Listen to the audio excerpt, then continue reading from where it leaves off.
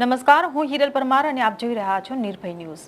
પરસોત્તમ રૂપાલાએ કરેલા વાણી વિલાસ બાદ આટલા વિરોધ બાદ પણ આખરે રૂપાલાની ટિકિટ રદ ન થઈ અને આજે ઉમેદવારી ફોર્મ પણ ભરી લીધું છે. ત્યારે હવે ક્ષત્રિયાણીઓનો રોષ કે જે રૂપાલા પર ફાટ્યો હતો તે રોષે હવે યુટર્ન લઈ લીધો છે અને ઉલટાનું હવે ક્ષત્રિયો પર જ તેઓ રોષ ઠાલવી રહ્યા છે, જેને લઈને ક્ષત્રિયાણીઓના રોષના ઓડિયો વાયરલ થઈ રહ્યા છે, જેમાં તેઓ કહી રહ્યા છે કે ધમપચારા થયા, રેલો નીકળ્યો પણ કશું થયું નહીં. એટલું જ નહીં, આટલા ઉપવાસ કર્યા, જોહરની જાહેરાત કરી પણ રૂપાલાનું કોઈ કંઈ ન ઉખાડી શક્યું. જેમાં તેઓ કહી રહ્યા છે કે આટલા ધમપછાડા થયા, રેલો નીકળ્યો પણ કશું થયું નહીં. એટલું જ નહીં, આટલા ઉપવાસ કર્યા, જોહરની જાહેરાત પણ કરી પણ રૂપાલાનું કોઈ કંઈ બગાડી ન શક્યું. ક્ષત્રિય આગેવાનો પર બગડીને તેઓ કહી રહ્યા છે કે ખાલી વાતો કરી, ભાષણ કર્યા. આ બધાની હવે એક જ માંગ છે કે પરિણામ લાવો, અને પરિણામ લાવવાની માંગ સાથે ક્ષત્રિયો પર રોષે ભરાઈને તેઓ વધુમાં શું કહી રહ્યા છે તે સાંભળો. જય માતાજી. સૌથી ટૂંકી અને નાની વાત, ભાષણની નહીં, રિઝલ્ટની જરૂર છે. એટલે બધા ભાષણ, શિખામણો, આમ ન કરતા ઓમ ન કરતા બધું બંધ કરો અને રિઝલ્ટ લાવો. રિઝલ્ટ. સિંહો અને સિંહણો મેદાનમાં પડ્યા છો તો રિઝલ્ટ લાવો ને. આમાં અમે લોકો જે ઘરમાં બેઠા છીએ, જે બારે નથી નીકળ્યા, એ તો એવું ટાપીને અમે બેઠા હતા કે તમે લોકો રાજકોટમાં આટલું મોટું સંમેલન કર્યું છે તો તમે એનું કંઈક પરિણામ દેખાડશો, રિઝલ્ટ દેખાડશો. પણ ખાલી ભાષણ થયું, મેદની ભેગી થઈ, સિંહો ભેગા થયા, સિંહણો ભેગા થયા, સંકલન સમિતિઓ ભેગી થઈ, પ્રચારો થયા, પણ રિઝલ્ટ તો 0 ને 0 જ આવ્યું. તો મારા ભાઈઓ, મારી બહેનો, કંઈક રિઝલ્ટ લાવો તો જે ઘરે બેઠા છે ને એ પોતાને સુરક્ષિત સમજે. બાકી તો હવે એક નક્કી થઈ ગયું છે કે પહેલાં એમ હતું કે દરબારના દીકરીઓ બહેનો સુરક્ષિત જ છે, આવા સિંહ જેવા ભાઈઓ છે એટલે. પણ હવે કોઈ સ્ત્રીઓ, કોઈ બહેનો, કોઈ દીકરીઓ સુરક્ષિત નથી. કેમ કે સિંહો જ્યારે હાથમાં હાથ રાખીને બેસી ગયા છે ઠંડા બરફ જેવા થઈને, તો આ સિંહણો સુરક્ષિત કેવી રીતના હોય? અને સિંહણો આવાજ ઉપાડે છે, એને કોઈ જવાબ નથી દેતું. એટલે રિઝલ્ટ લાવો તો જ સારું છે. આ ભાષણ, તારીખો દેવાનું બંધ કરો અને રિઝલ્ટ લાવો. જય માતાજી. જય માતાજી. હું ધર્મંગના બસોડા, અંજાર, કચ્છ. કેટલી બધી સંમેલનો થયા, કેટલી બધી રેલી નીકળી, રેલા નીકળ્યા, પણ રૂપાલાનું કોઈ કાંઈ કરી શક્યું? સિંહ જોવા હોય તો અહીંયા આવી જાઓ, અહીંયા સાથે સિંહ મળ્યા છે, 2 લાખ, 2.5 લાખ, 2 કરોડ, 2.5 કરોડ, ગમે તેટલા સમૂહમાં થયા ભેગા, પણ કોઈ પણ રૂપાલાની જે આપણી માંગ હતી કે એની ટિકિટ રદ થવી જોઈએ, ન કરી શક્યા ને. એકતા થઈ એ બેસ્ટ. બાકી તો જે થવાનું છે એ જ થવાનું છે. ગમે તેટલા ધમપછાડા કર્યા, ગમે તેટલા રેલી કાઢ્યું, પણ એ લોકો ટસથી મસ નથી થયા. આનું ટૂંકું અને સમજી જાવ તો એટલું જ છે કે કોઈને ક્ષત્રિયોની જરૂર નથી. આપણે વાણીવિલાસ નથી કરતા, એ લોકો વાણીવિલાસ કરે છે.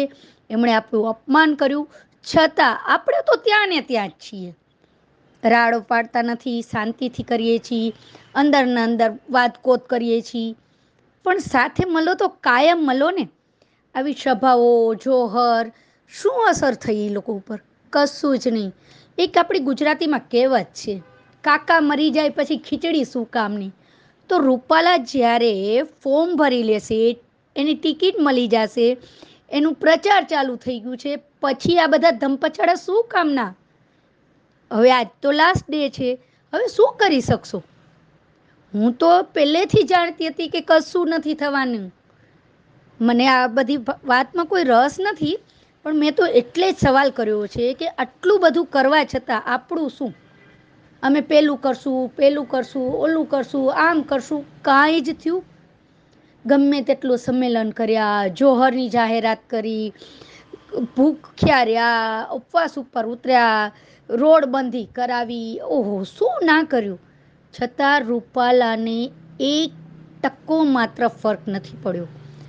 આપણે એકત્રિત થયા, એક થયા, આપણા દરબારોમાં હજી પણ એકતા છે એવું પ્રદર્શન 100% થયું, પણ ખાલી દેખાડો છે, બાકી કશું થાય નહીં અને થયું પણ નથી.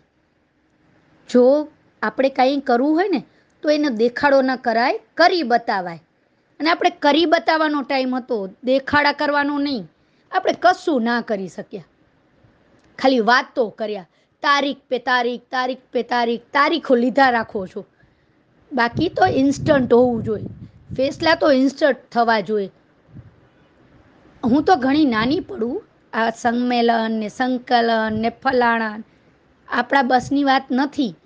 પણ મને જો સ્ટેજ ઉપર એક મોકો મળ્યો હોત ને તો હું એટલું તો કહેત જ કે તારીખ પે તારીખ મત દો, ઇન્સ્ટન્ટ રિઝલ્ટ લાવો. રિઝલ્ટ જોતું હતું, તારીખો નથી જોતી. પદ્મિની બાવાળા હારે હું વાળા છે એમની સાથે હું 100% સંમત છું કે આવા મોટા મોટા સભાઓ ને સંકલનો સરઘસ કાઢ્યા, તમે રેલીઓ કાઢી, પણ રિઝલ્ટ તો 0 જ છે તમારા લોકોનું.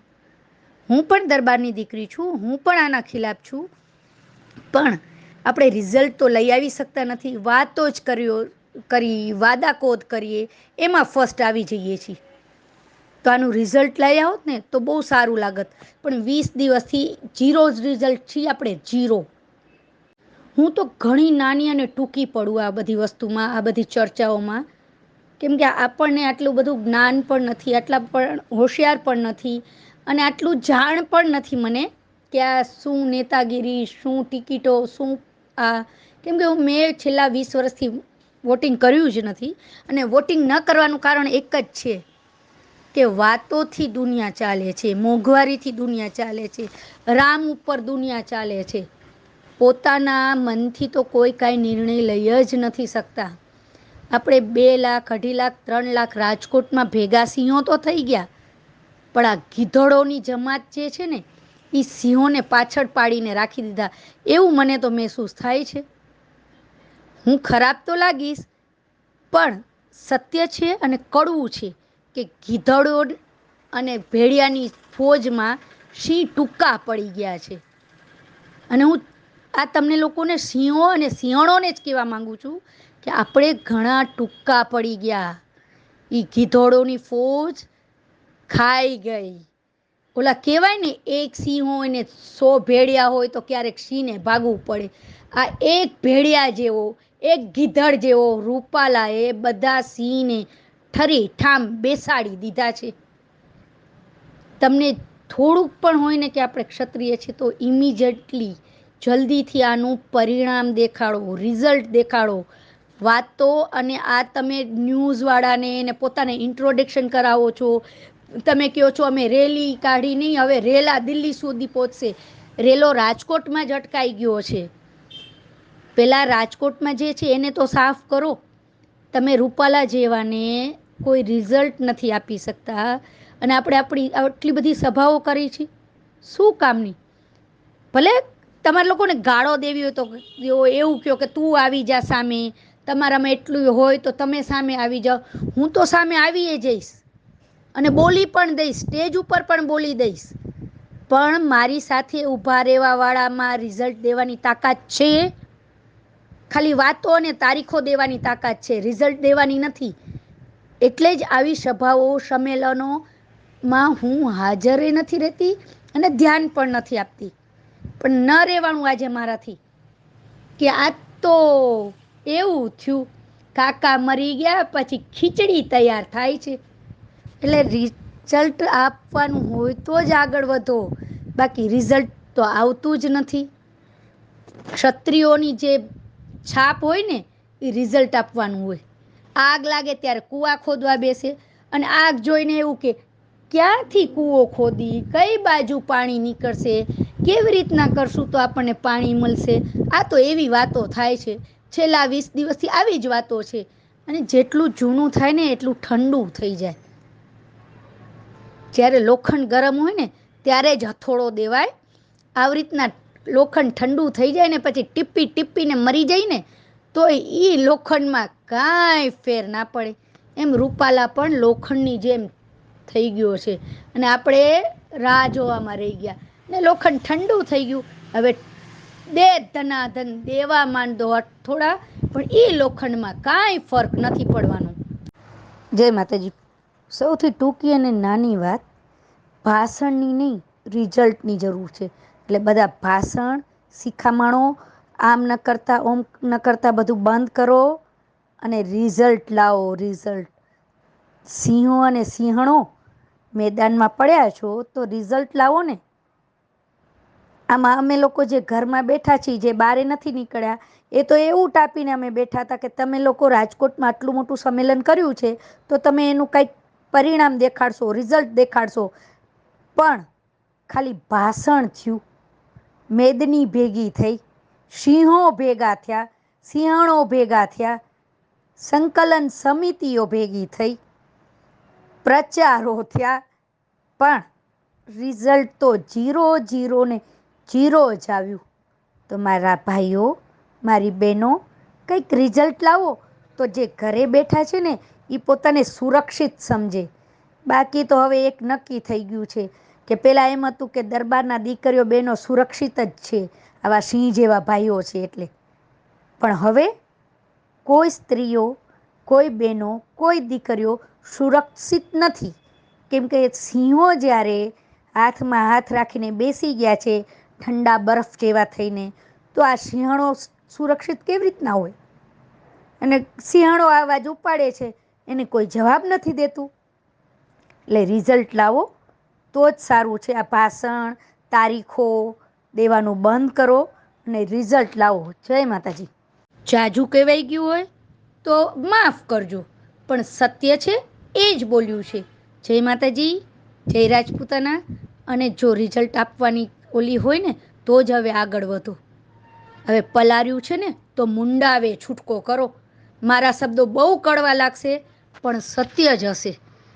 આપણા સિંહો ક્યાં ગયા? મૂછો મરોડતા ક્યાં ગયા? ક્યાંય નથી દેખાતા. એ 4, 5, 10 આગળ આવ્યા, એમને પણ બધાએ સંકલનોએ ઠારી નાખ્યા, ઠંડા બોર કરી નાખ્યા છે. આમ ન કરાય, કાકરી ચાળો ન કરાય, બહિષ્કાર ન કરાય, તોફાન ન કરાય, પણ રિઝલ્ટ તો જોઈએ ને. આપણે ગમે તેટલા શાંત રહ્યા, ગમે તે કર્યું, એ લોકોને ખબર જ છે આ બાપુ હાવ હાવ હાવ કરશે, ત્રાળું નાખશે, પણ પછી બેસી જશે.